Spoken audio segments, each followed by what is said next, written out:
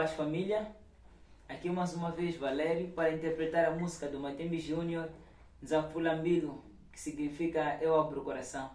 Então, para si que ainda não aceitaste Jesus, é importante aceitá-lo como teu Senhor e Salvador. Ele é quem morreu na cruz, Ele é quem derramou seu sangue para lavar-te dos pecados, para te purificar, para te salvar, te dar a vida eterna.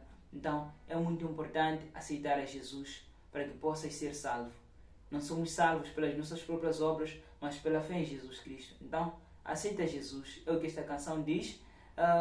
Dizer também que esta canção existe aqui no canal. Baixe, escute e será uma bênção para ti. Então, vamos juntos adorar.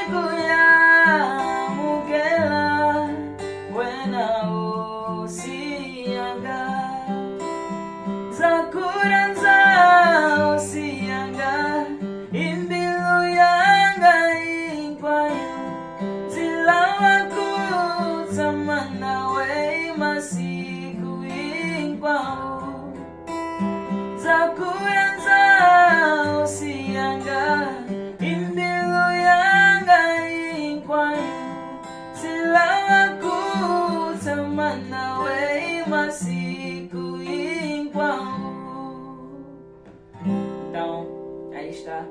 Aceita Jesus. Deus abençoe. Estamos juntos. Tchau.